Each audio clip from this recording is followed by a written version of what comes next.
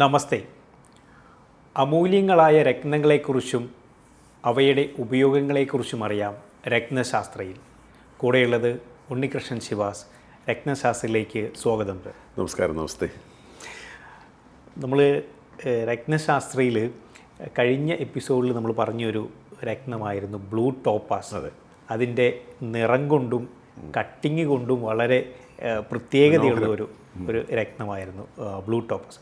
അപ്പോൾ ആ രത്നത്തെക്കുറിച്ച് പറഞ്ഞപ്പോൾ നമുക്കങ്ങനെ ഒരു ബർത്ത് ചാർട്ട് നമുക്ക് വളരെ ഡീറ്റെയിൽ ആയിട്ട് നോക്കാതെയൊക്കെ ആൾക്കാർക്ക് ഉപയോഗിക്കാൻ പറ്റുന്ന ഒരു രത്നമാണ് എന്ന് നമ്മൾ പറഞ്ഞു. പക്ഷേ എന്നിരുന്നാൽ പോലും രത്നങ്ങൾ ഉപയോഗിക്കുമ്പം നമ്മൾ കൃത്യമായിട്ടുള്ള ഒരു ബർത്ത് ചാർട്ട് അനലൈസ് ചെയ്തിട്ട് എപ്പോഴും ഉപയോഗിക്കുന്നതല്ലേ നല്ലത്? നമ്മൾ തീർച്ചയായിട്ടും. ഓക്കെ, നമ്മളിപ്പോൾ ഒരു സ്റ്റാർ നോക്കിയിട്ടോ അല്ലെങ്കിൽ ഒരു ജനിച്ച മാസം നോക്കിയിട്ടോ ഒരു രത്നധാരണത്തിലേക്ക് പോകുന്നതിലും നല്ലത് കൃത്യമായിട്ടുള്ള ഒരാളുടെ ഒരു ചാർട്ട് നമ്മൾ പഠിച്ചതിന് ശേഷമല്ലേ രത്നധാരണം. അത് കട്ടിങ് നല്ലതായതുകൊണ്ടോ കളർ കൂടിയത് കൊണ്ടോ അല്ലെങ്കിൽ ഇത് നാച്ചുറലായിട്ടുള്ള രത്നങ്ങൾ, അതായത് പ്രീഷ്യസ് സെമി പ്രീഷ്യസ് സ്റ്റോൺസ് എല്ലാം നാച്ചുറലായിട്ടുള്ള കല്ലുകളാണ്. നമ്മൾ ധരിക്കുമ്പോൾ എപ്പോഴും നമുക്ക് അനുയോജ്യമാണോ എന്ന് നോക്കിയിട്ട് ധരിക്കുന്നത് തന്നെയാണ് നല്ലത്.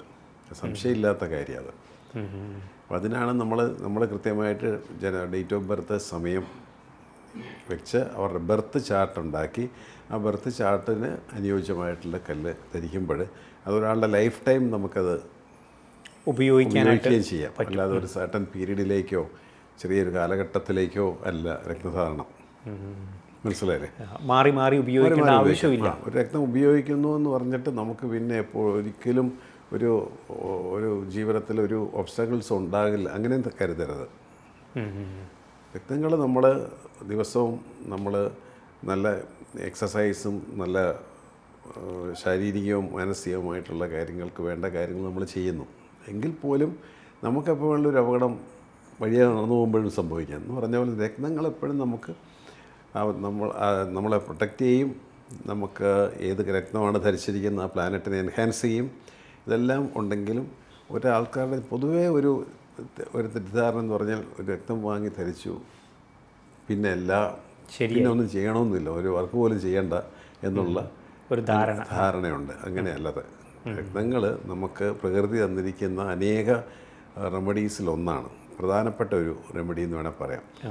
അപ്പോൾ അത് എല്ലാ കാര്യങ്ങൾക്കും റെമഡി ഉണ്ടെന്ന് ചോദിച്ചാൽ അതിട്ടില്ലതാനും. ഒരാളുടെ ബർത്ത് ചാർട്ടിൽ ചിലപ്പോൾ ഒരു പരിഹാരങ്ങളും ഇല്ലാത്ത ഒരു ചാർട്ട് ആണെങ്കിൽ, അല്ലെങ്കിൽ ഒരു പർട്ടിക്കുലർ പോർഷനിൽ അല്ലെങ്കിൽ പർട്ടിക്കുലർ ഏരിയയിൽ നമുക്കൊരു പരിഹാരം ചെയ്യാൻ പാടില്ലാത്ത ഗ്രഹസ്ഥിതിയുള്ള ചാർട്ടുകളുണ്ട്.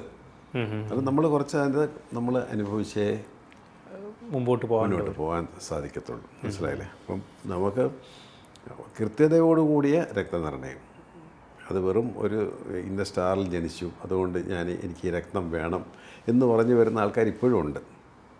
അല്ലെങ്കിൽ ഞാനിപ്പം ഇത് ഉത്രട്ടാതി നാള് ആണ്, എനിക്ക് ബ്ലൂ സഫയർ അല്ലേ സാറേ വേണ്ടത്, സാറ് പറഞ്ഞത് യെല്ലോ സഫയർ ആണല്ലോ, ഇങ്ങനെ ചോദിച്ചു വരുന്നവരുമുണ്ട്. അപ്പോൾ അവർക്ക് വേണ്ടിയിട്ടാണ് നമ്മൾ ഇത് അറിയാനും പഠിക്കാനും ഒക്കെ താല്പര്യമുള്ള ആൾക്കാർക്ക് വേണ്ടിയിട്ടാണ് നമ്മൾ ഈ പ്രോഗ്രാം ചെയ്യുന്നത് തന്നെ. മനസ്സിലായല്ലേ? അപ്പം ഇത് ഒരാൾക്ക് അയാളുടെ ഡേറ്റ് ഓഫ് ബർത്ത് സമയം, അതിൽ ബർത്ത് ചാർട്ട്, അതിൽ ഗ്രഹങ്ങളുടെ പൊസിഷൻസ്, ഏതൊക്കെ ഗ്രഹങ്ങൾ എവിടെയെല്ലാം പൊസിഷൻ ചെയ്തിട്ടുണ്ട്, അതെങ്ങനെ ഈ വ്യക്തിയെ സ്വാധീനിക്കുന്നുണ്ട്, അല്ലെങ്കിൽ എങ്ങനെ ആ വ്യക്തിയിൽ ഒരു മൈനസ് പോയിൻറ്റ്സ് ഉണ്ടാക്കുന്നുണ്ട് എന്നുള്ളതാണ് നമ്മൾ കൃത്യമായിട്ട് ആദ്യം നമ്മൾ പരിശോധിക്കുന്നത്. പരിശോധിച്ചതിന് ശേഷം ഏതെങ്കിലും രക്തം ഇയാൾക്ക് സ്യൂട്ടബിൾ ആകുമോ എന്നുള്ളത് നമ്മൾ രണ്ടാമത് ചിന്തിക്കുന്നു. ഈ സ്യൂട്ടബിൾ ആകുന്ന ഒരു രക്തം കൊണ്ട് ഇയാളുടെ എല്ലാ പ്രോബ്ലവും സോൾവ് ചെയ്യാൻ പറ്റില്ലല്ലോ, അങ്ങനെയില്ലല്ലോ. അങ്ങനെയാണെങ്കിൽ നമുക്ക് വളരെ ഈസി അല്ലേ? ബർച്ചാട്ട് നോക്കിയിട്ട് രക്തം വിട്ട് നമ്മളെ പ്രോബ്ലം എല്ലാം സോൾവ് ചെയ്യും. അങ്ങനെയല്ല, നമുക്കൊരു എനർജി ലെവൽ ക്രിയേറ്റ് ചെയ്യും. അതിന് ക്രിയേറ്റ് ചെയ്യാൻ പറ്റിയ ഗ്രഹം ഇതിനകത്ത് ഇയാളെ സപ്പോർട്ട് ചെയ്യുന്ന പ്ലാനറ്റ് ഏതാണ് നമ്മൾ ആദ്യം ചെക്ക് ചെയ്യുന്നത്. അതിന് ശേഷമാണ് നമ്മൾ രക്തനിർണയത്തിലേക്ക് പോകുന്നത്.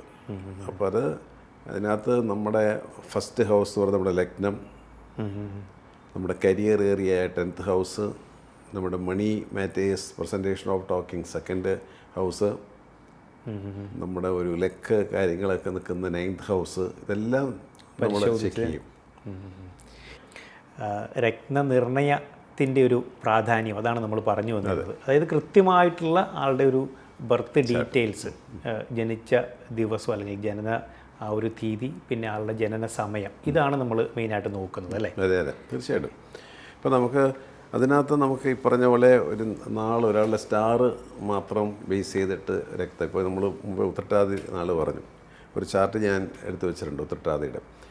ഓക്കെ, മനസ്സിലായി. സാധാരണ ഉത്രട്ടാതി എന്ന് പറഞ്ഞിട്ട് നമ്മൾ ഏത് ജ്വല്ലറി പോയാലും നമുക്ക് തരാൻ പോകുന്ന സ്റ്റോൺ ബ്ലൂ സഫയർ ആയിരിക്കും.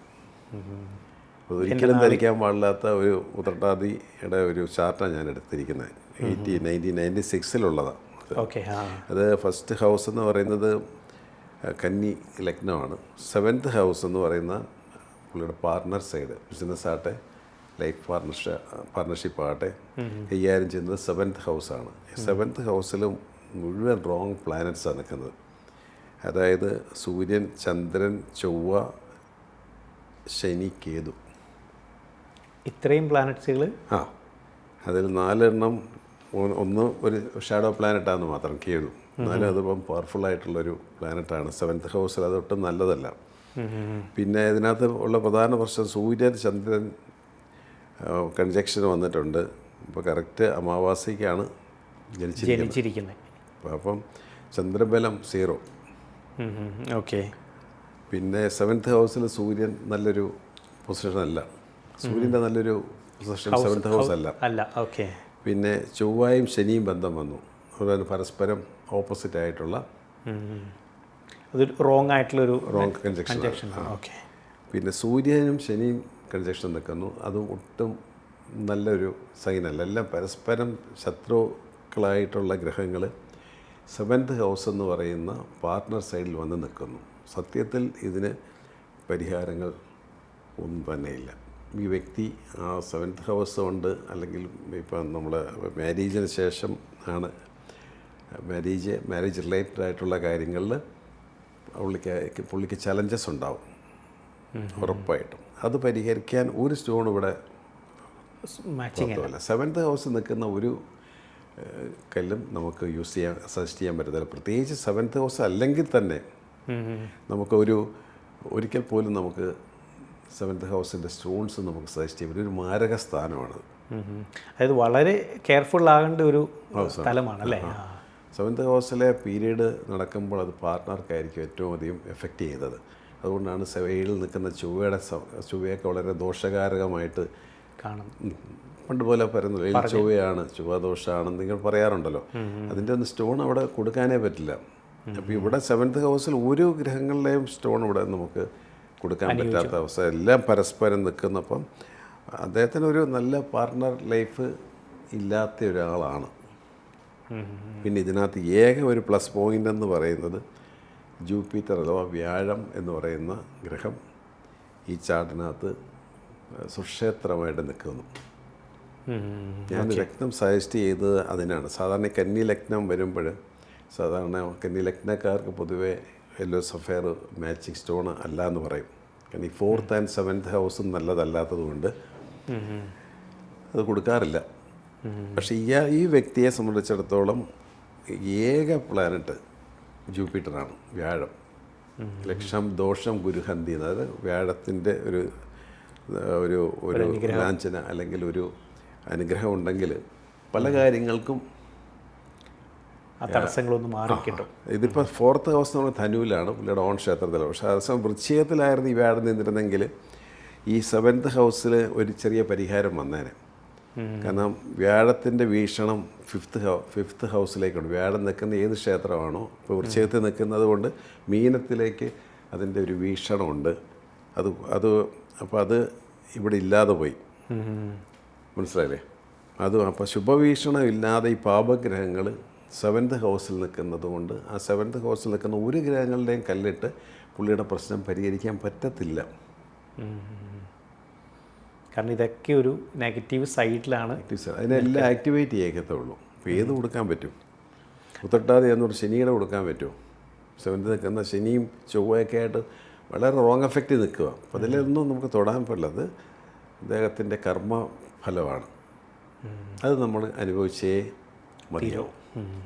അപ്പോൾ അങ്ങനെ നിൽക്കുന്ന ആ ഒരു അവസ്ഥയിൽ ആ ഗ്രഹങ്ങളുടെ കല്ലുകളോട് ഉപയോഗിച്ചാൽ പിന്നെയും ആൾക്കൊരു ആൾക്ക് ഡബിൾ റോങ് എഫക്റ്റ് ആയിരിക്കും. എഫക്റ്റ് എന്ന് പറഞ്ഞാൽ ഡബിൾ റോങ് എഫക്റ്റ് ആയിരിക്കും. ഇപ്പോൾ ഉള്ള അവസ്ഥകൾ പിന്നെയും ഒന്ന് മൂർച്ഛിക്കും. അതെ മൂർച്ഛിക്കും. അപ്പോൾ അതുകൊണ്ടാണ് നമ്മൾ കല്ല് സജസ്റ്റ് ചെയ്യുമ്പോൾ ഉത്രട്ടാദിയാന്ന് പറഞ്ഞപ്പോൾ ഈ ഉത്രട്ടാതി നാളുകാരൻ ഏതെങ്കിലും ജ്വല്ലറി പോവുകയും സ്റ്റോൺ ചോദിക്കുമ്പോൾ അവർ ബ്ലൂ സഫർ എടുത്ത് കൊടുക്കുകയും ചെയ്താൽ ഇയാളുടെ സ്ഥിതി വളരെ വീണ്ടും മോശമാകത്തേ ഉള്ളൂ. അവിടെയാണ് നമ്മൾ പറയുന്നത് നാൾ മാത്രം നോക്കിയിട്ട് ഒരിക്കൽ പോലും ചെയ്യാതെ. അതേസമയം ഇത്രയും ഗ്രഹങ്ങളുടെ ഇടയിൽ വ്യാഴത്തിന് ആനുകൂല്യമാണ്. വ്യാഴമാണ് പുള്ളിയെ സപ്പോർട്ട് ചെയ്യുന്നത്. ഏകഗ്രഹം ഇത് മാത്രമേ അതേ ഉള്ളൂ. ബാക്കി ഒറ്റ ഹൗസിൽ തന്നെ 4 പേര് വന്നില്ലേ. ലഗ്നാധിപൻ പോയി നിൽക്കുന്നത് 6th ഹൗസിൽ, വീനസ് പോയി നിൽക്കുന്ന 8th ഹൗസിൽ, വ്യാഴം മാത്രം 4th ഹൗസിൽ നിൽക്കുന്നുണ്ട്. 4 ഒരു 4 പറയുന്നത് ശരിക്കും നമ്മളുടെ ഒരു ഫാമിലി ഒരു ലൈഫ് തരേണ്ട ഒരു പൊസിഷൻ. അവിടെ തന്നെ വ്യാഴം നിൽക്കുന്നത് കൊണ്ട് ചിലപ്പോൾ ഒരു വൈകിയ വേളയിൽ പുള്ളിയുടെ ജീവിതത്തിലൊരു അവസാനത്തെ ഘട്ടത്തിലെങ്കിലും ചിലപ്പം ഒരു പാർട്ട്ണറുമായിട്ട് ജീവിക്കാനുള്ള അവസരം ചിലപ്പം വന്നെന്നിരിക്കും. അല്ലേ തന്നെ നമുക്ക് ദൈവാധീനം ആവശ്യമാണല്ലോ. നമ്മൾ കല്യാണം കഴിച്ചില്ലയോ എന്നുള്ളല്ലോ വിഷയം. ദൈവാധീനം നമുക്ക് ആവശ്യം. അത് ഇദ്ദേഹത്തെ സംബന്ധിച്ചിടത്തോളം ഉണ്ട്. അപ്പോൾ അതുകൊണ്ടാണ് വ്യാഴത്തിൻ്റെ ആ സ്റ്റോണാണ് പുള്ളിയൊക്കെ നമ്മൾ കൊടുത്തിരിക്കുന്നത്. അപ്പോൾ ഒരിക്കൽ പോലും നമ്മൾ ഈ സ്റ്റാറിൻ്റെയോ അല്ലെങ്കിൽ 7th ഹൗസിൽ നിൽക്കുന്ന റോങ് ആയിട്ടുള്ള ഗ്രഹങ്ങളുടെ കല്ലുകൾ കൊടുത്തത് പരിഹരിക്കാമെന്നോ നമ്മൾ ചിന്തിക്കാൻ പാടില്ല. അത് റോങ് ആയിട്ടുള്ളൊരു സജഷനായി പോകും. ഓക്കെ. പുള്ളിയെ സംബന്ധിച്ചിടത്തോളം ഈ 7th ഹൗസ് വീക്ക് ആണെങ്കിലും 4th ഹൗസ് നല്ലതാണ്. അപ്പോൾ എപ്പോഴും നമുക്കൊരു ചാൻസ്, എന്തോ ഒരു ചാൻസ് വലിയ വേളയിൽ പുള്ളിക്ക് ഉണ്ടാകും എന്നുള്ളൊരു ഒരു കാൽക്കുലേഷൻ എൻ്റെ ഭാഗത്തുനിന്ന് എനിക്കുണ്ട്. ഓക്കെ, മനസ്സിലായില്ലേ? അപ്പോൾ എന്തായാലും ഈ ഇപ്പോൾ പ്രത്യേകിച്ച് നമ്മൾ 7ൽ നിൽക്കുന്ന ഗ്രഹങ്ങളുടെയാണ് ഏറ്റവും നമുക്ക് അപകടം. കാരണം 7ൽ ഒരു ഗ്രഹം നിൽക്കുന്നു എന്ന് വിചാരിക്കുക. അത് ഇപ്പം ഈ പറയുന്ന ചൊവ്വ തന്നെയാണെന്ന് വിചാരിക്കുക. ചൊവ്വ 7th ഹൗസിൽ നിൽക്കുന്നു. ഈ 7th ഹൗസിലെ ചൊവ്വ ശരിക്കും വർക്കൗട്ട് ആകുന്നത് ആ ചൊവ്വയുടെ ദശാകാലം വരുമ്പോഴാണ്. അത് 7 വർഷമാണ് ദശാകാലം. അപ്പോൾ 7ലെ ചൊവ്വയുടെ ആ ദശാകാലം അനുസരിച്ചിട്ട് ഇപ്പോൾ ചൊവ്വയാണല്ലോ, ചൊവ്വയുടെ കല്ല് ധരിച്ചോ എന്ന് പറഞ്ഞ് ആരും കൊടുക്കുന്നുണ്ടെങ്കിൽ അത് ശുദ്ധമായ ഒരബദ്ധമാണ്. 7ൽ നിൽക്കുന്ന ഗ്രഹം ചൊവ്വ തന്നെ ആ പാർട്ണർക്ക് ദോഷകാരകനായിട്ടാണ് നിൽക്കുന്നത്. അത് എഫക്റ്റ് ചെയ്യാനുള്ള കാരണം വെച്ചാൽ ഇത് പാർട്ണർ സൈഡ് ആയതുകൊണ്ടാണ് നമുക്കല്ല വല്ലതും സംഭവിക്കുന്നത്. പാർട്ണർ സൈഡിലാണ് എഫക്റ്റ് ആകുന്നത്. അത് ലൈഫ് പാർട്ണർ ആകാം, ഇല്ലെങ്കിൽ ബിസിനസ് പാർട്ണറും ആകാം. ഇപ്പം ഇപ്പം ഈ പറഞ്ഞ ചാട്ടിലൊന്നും ബിസിനസ് പാർട്ണർഷിപ്പ് ഒന്നും കൊള്ളത്തില്ല. പിന്നെ അയാളൊരു ബിസിനസ് അല്ല ചെയ്യുന്നതും. ബിസിനസ് പാർട്ണർഷിപ്പ് ഒരിക്കലും പുള്ളിക്ക് പറ്റത്തില്ല. ഈ ലൈഫ് പാർട്ണർഷിപ്പ് തന്നെ പുള്ളിയെ സംബന്ധിച്ചിടത്തോളം ഭയങ്കര ചലഞ്ചിങ് ആയിട്ടാണ് നിൽക്കുന്നത്. അപ്പം ഇതിനകത്ത് ഞാൻ പറഞ്ഞു വന്ന ചൊവ്വയുടെ കല്ല്, ഈ ചൊവ്വയുടെ ദശാകാലം എന്ന് പറഞ്ഞ് ധരിച്ചു നോക്കിയോ അത് അപകടം വരുത്തി വെക്കും. ഈ 7ലെ ചൊവ്വയുടെ ദശാകാലത്ത് ആ പാർട്ണർക്ക് അറ്റ്ലീസ്റ്റ് ചെറിയൊരു വീഴ്ചയോ തട്ടോ മുട്ടോ ഒരു ഹോസ്പിറ്റലൈസേഷനോ 100% സംഭവിക്കും. അല്ലെങ്കിൽ അതുപോലെ ശുഭഗ്രഹ വീക്ഷണത്തോടു കൂടിയുള്ള ഇതായിരിക്കണം. ചൊവ്വയുടെ കൂടെ വ്യാഴം നിൽക്കുകയും വ്യാഴ ശുഭഗ്രഹങ്ങൾ നിൽക്കുകയോ ചെയ്താൽ നമുക്ക് എന്തെങ്കിലും ഒരു മാറ്റം പറയാൻ പറ്റത്തില്ല. അപ്പോൾ അപ്പോഴും നമുക്ക് ഒരാളുടെ ചാർട്ടിനെ കുറിച്ചൊരു കമൻറ്റ് ചെയ്യണമെങ്കിൽ ആ വ്യക്തിയുടെ ചാർട്ട് ഇൻഡിവിജ്വൽ ഹോറോസ്കോപ്പ് തന്നെ നമ്മൾ അനലൈസ് ചെയ്തെങ്കിൽ മാത്രമേ പറയൂ. ഇതെല്ലാം ജനറലായിട്ടുള്ള കാര്യങ്ങളാണ്. ഓക്കെ, ഇതെല്ലാം ജനറൽ കാര്യങ്ങളായത്. നമ്മൾ പറഞ്ഞു വന്നതിൻ്റെ ഒരു സാരാംശം എന്ന് പറയുന്നത് നാൾ മാത്രം നോക്കിയിട്ട് നമ്മൾ രത്നധാരണത്തിലേക്ക് പോകരുത്. അതിനൊരു കൃത്യമായിട്ടുള്ളൊരു ഉദാഹരണമാണല്ലോ ഈ ഒരു ഏറ്റവും കൃത്യമായിട്ടുള്ള ഉദാഹരണം. പലരും വരുന്നത് ടൈം ഓഫ് ബർത്തുമായിട്ടാണ് വരുന്നതെങ്കിലും ടൈം ഓഫ് ബർത്തായിട്ടും അല്ലാത്തവരും ഉണ്ട്. ജനസമയം കൊടുക്കാറില്ല ഇപ്പം നമ്മൾ സജസ്റ്റ് ചെയ്യാറേയില്ല.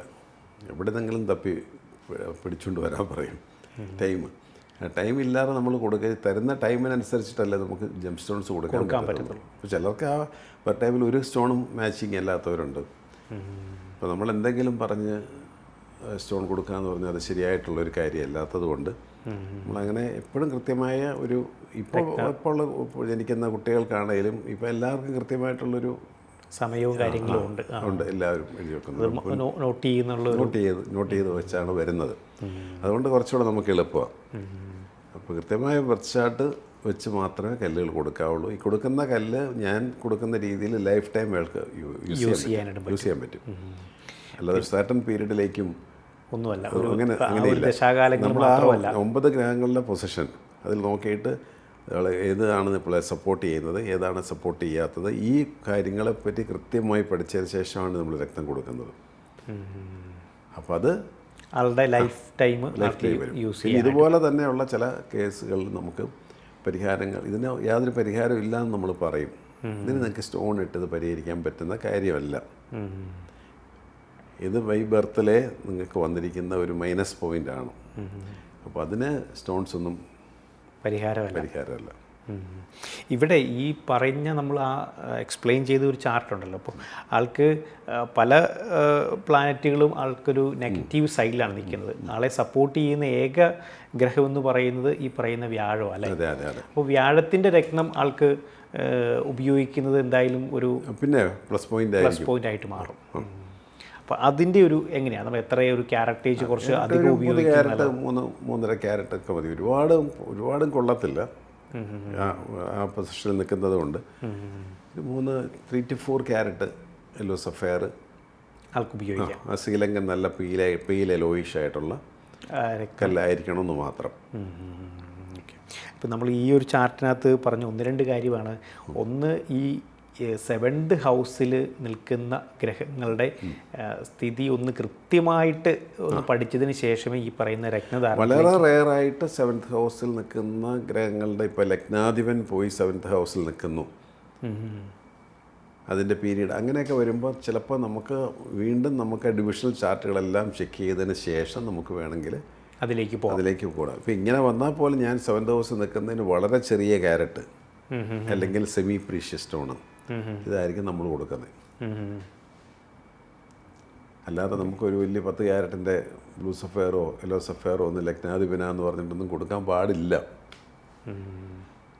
അത് വളരെ സൂക്ഷ്മതയോടെ കൈകാര്യം ചെയ്യേണ്ട ഒരു സപ്പോർട്ട് ചെയ്ത് വേറെ ഏതെങ്കിലും ഘടകങ്ങളുണ്ടെങ്കിൽ അതിനെ കൊടുത്താൽ മതി. ഇപ്പം നമുക്ക് 9 ഗ്രഹങ്ങളും സപ്പോർട്ടീവായിട്ടുള്ള ആരുമില്ല, ആർക്കുമില്ല. ഈ സംസാരിക്കുന്ന എനിക്കോ കേൾക്കുന്ന ആർക്കും അതിനെക്കുറിച്ച് അങ്ങനെ ഒരു പെർഫെക്ഷൻ ഇല്ല. മൈനസ് ആൻഡ് പ്ലസോട് കൂടി ഉണ്ടാവും ഗുണദോഷ ഫലങ്ങൾ ആയിരിക്കും ഒരാളുടെ ബർത്ത് ചാർട്ടിനകത്തുള്ളത്. അതിൽ ഗുണഫലങ്ങൾ എന്താണ്, ദോഷഫലങ്ങൾ എന്താണെന്നുള്ളതാണ്. അത് ഏത് ഗ്രഹങ്ങൾ ഇവിടെ നിൽക്കുന്നത് കൊണ്ടാണ്. ഒരു വ്യക്തിക്ക് പല ഭാഗത്തിനായിട്ടായിരിക്കും. ചിലർക്ക് അവരുടെ ഹെൽത്ത് ഏരിയയിലായിരിക്കും നിൽക്കുന്നത്. ഹെൽത്ത് ബൈ ബർത്തിലെ ഹെൽത്ത് ഇഷ്യൂസ് അല്ലെങ്കിൽ മറ്റ് മൈനസ് പോയിൻറ്റ്സ് ഉള്ള കുട്ടികൾക്ക് ചിലപ്പോൾ അതിൻ്റെ കല്ലിട്ട് നേരെയാക്കാൻ പറ്റില്ല. അതേസമയം അതിനെ സപ്പോർട്ട് ചെയ്യുന്ന മറ്റ് ഘടകങ്ങൾ ഉണ്ടെങ്കിൽ അതിനെ നമ്മൾ എൻഹാൻസ് ചെയ്യാമെന്ന് മാത്രമേ ഉള്ളൂ. ആ ഒരു ഓപ്ഷനേ ഉള്ളൂ. അപ്പം നമ്മളിത് കൃത്യമായിട്ട് നോക്കി ദശാകാലങ്ങൾ നോക്കിയിട്ട് പോയി കല്ല് വാങ്ങി ഉപയോഗിക്കുന്നത് ഈ പറഞ്ഞ പോലെ അപകടങ്ങൾ ചിലപ്പം വരുത്തി വയ്ക്കാം. നാള് മാത്രം നോക്കിപ്പോയി രത്നം വാങ്ങി ഇടുന്നതും ഈ പറഞ്ഞ രീതിയിൽ അപകടങ്ങൾ വരുത്തി വെക്കാനുള്ള സാധ്യതകളുണ്ട്. അപ്പോൾ എപ്പോഴും നമ്മൾ കൃത്യമായിട്ടുള്ള ആ ഒരു ഡേറ്റ് ഓഫ് ബർത്തും ജനന സമയവും വെച്ച് ഒരു ബർത്ത് ചാർട്ട് ക്രിയേറ്റ് ചെയ്തതിന് ശേഷം ആണ് ബർത്തിലുണ്ടാകുന്ന ചില മൈനസ് പോയിൻറ്റ്സുകൾ നമുക്ക് പരിഹരിച്ചെടുക്കാൻ പറ്റും. മനസ്സിലായില്ലേ? ചില ഫിസിക്കലായിട്ടുള്ള ചില ബുദ്ധിമുട്ടുകൾ കാര്യങ്ങളൊക്കെ ഉണ്ടെങ്കിൽ അതിനുള്ള തെറാപ്പികളും അതുമൊക്കെ ചെയ്ത് കുറച്ചൊക്കെ മാറ്റിയെടുക്കാൻ പറ്റും. എന്നാൽ അതിൻ്റെ ഒരു കല്ലിട്ട് ചിലപ്പോൾ അത് ശരിയാക്കാൻ പറ്റുമെന്ന് തോന്നുന്നില്ല. അങ്ങനെ ഒരു ബ്ലോക്കേജ് എന്തോ ഒരു കർമ്മദോഷം കൊണ്ട് ഒരു കുട്ടി ജനിക്കുമ്പോൾ എന്തെങ്കിലും മൈനസ് പോയിൻറ്റ്സ് അതിനുണ്ടെങ്കിൽ അതൊരു കർമ്മദോഷത്തിൻ്റെ ഭാഗമായിട്ട് ആണ് ആചാര്യന്മാർ പറയുന്നത്. അതിനെ നമുക്ക് ഈസി ആയിട്ട് മാറ്റിമറിക്കാനായിട്ട് പറ്റത്തില്ല. അത് ഒരു സ്ലോലി ആയിട്ടുള്ളൊരു സ്ലോ പ്രോസസ്സിങ് കൂടെ ചിലപ്പോൾ അത് ഫ്യൂച്ചറിൽ അത് നേരെയായി പോകും. അല്ലാതെ പെട്ടെന്നൊരു പുല്ല് മേടിച്ചതിട്ട് അങ്ങനെയില്ല. അപ്പോൾ അങ്ങനെയുള്ള ചില പലർക്കും രത്നങ്ങൾ സ്യൂട്ടബിളേ അല്ല. അപ്പോൾ അവരത് അങ്ങനെ തന്നെ വരണം. പക്ഷെ അവർക്ക് വേറെ ചില പ്ലസ് പോയിൻറ്റ്സ് കാണും. അതെവിടെയാണെന്നാണ് നമ്മൾ കൃത്യമായിട്ട് നോക്കുന്നത്. ആ പ്ലസ് പോയിൻറ്റ്സ് അങ്ങ് ഡെവലപ്പ് ചെയ്ത് കയറ്റുക. ഇംഗ്ലീഷ് ടഫായിട്ട് നിൽക്കുന്നു സബ്ജക്റ്റ്. കണക്ക് നല്ലതായിട്ട് കണക്കിന് മാക്സിമം മാർക്ക് വാങ്ങി മറ്റേതും കൂടെ കോമ്പൻസേറ്റ് ചെയ്യുന്ന രീതി തന്നെയാണ് രത്നങ്ങൾ സജസ്റ്റ് ചെയ്യുമ്പോഴും നമ്മൾ ചെയ്യുന്നത്. അപ്പം അതാണ് നമ്മൾ ചെയ്യേണ്ട ഒരു കാര്യം. ഈ പറയുന്ന ആ ഒരു രത്നങ്ങൾ നമുക്ക് ലൈഫ് ടൈം യൂസ് ചെയ്യാൻ പറ്റും. അതാണ് ഇതിൻ്റെ വ്യത്യാസം. അല്ലാതെ ഒരു കാലഘട്ടം കഴിയുമ്പോൾ ആ കല്ല് ഉരി വെച്ചിട്ട് വേറെ കല്ല് ഭയങ്കര തെറ്റായ ഒരു കൺസെപ്റ്റാണ്. അങ്ങനെ ചെയ്യുന്ന ധാരാളം ആൾക്കാർ ഇപ്പോഴും ഉണ്ട്. അതായത് ഈ ദശാകാലങ്ങൾ നോക്കി കല്ല് വാങ്ങിയിടുകയും ധാരാളമുണ്ട്. നമ്മൾ നമ്മൾ കഴിഞ്ഞ 5 വർഷമായിട്ട് ജനം ടിവിയുടെ ഈ പ്രോഗ്രാമിന് നമ്മൾ ഇത് തന്നെ പറഞ്ഞ കാര്യങ്ങൾ തന്നെ പറയേണ്ടി വരുന്നതിൻ്റെ കാരണം അത് തന്നെയാണ്. ഓരോ എപ്പിസോഡുകൾ നമ്മൾ പറയുമ്പോൾ ഈ ഒരു കാര്യങ്ങൾ എപ്പോഴും തന്നെ ഹൈലൈറ്റ് ചെയ്ത് നമ്മൾ പറയാറുണ്ട്. രത്നനിർണയത്തിൽ നമ്മൾ വളരെ ശ്രദ്ധിക്കേണ്ട ഒരു പോർഷൻ ഇതാണ്. നിങ്ങളുടെ ഡേറ്റ് ഓഫ് ബർത്തും ടൈമും ആണ് നമുക്ക് പ്രാധാന്യം എന്ന് പറയുന്നത്. പിന്നെ ഉപയോഗിക്കുന്ന രത്നങ്ങൾ നമുക്ക് ലൈഫ് ടൈം യൂസ് ചെയ്യാനായിട്ട് പറ്റും. അതിനോടൊപ്പം നമ്മൾ പല കാര്യങ്ങൾ നമ്മുടെ മനുഷ്യ ജീവിതത്തിൽ ചെയ്യേണ്ട പല കാര്യങ്ങൾ നമ്മൾ ചെയ്യുക. നമ്മളുടെ ഹെൽത്ത് സംരക്ഷിക്കേണ്ടത് നമ്മുടെ ചുമതലയാണ് അല്ലേ. ഡോക്ടേഴ്സ് അവിടെ മരുന്ന് കൊടുത്ത് എല്ലാം റെഡിയാക്കിയിട്ട് പറയും ഹെൽത്ത് നിങ്ങൾ നടക്കണം, അതൊക്കെ നിങ്ങളുടെ ഉത്തരവാദിത്തമാണ്. അല്ല ഡോക്ടർക്ക് നടക്കാൻ പറ്റത്തില്ല. അപ്പോൾ നമ്മൾ ചെയ്യേണ്ടതായിട്ടുള്ള കാര്യങ്ങൾ നമ്മൾ പാലിച്ച് മുമ്പോട്ട് പോവുകയും enough sunlight, early morning sunlight, plenty of drinking water, അതനുസരിച്ച് മുമ്പോട്ടുള്ള ഭക്ഷണക്രമങ്ങൾ, കാര്യങ്ങൾ, ബ്രീത്തിങ് എക്സസൈസ്, മെഡിറ്റേഷൻസ്, ഇതെല്ലാം ഒരു മനുഷ്യൻ്റെ ഒരു തരത്തിലുള്ള പോസിറ്റീവായിട്ടുള്ള സകല എനർജിയും കൊണ്ടുവരും അവിടെ.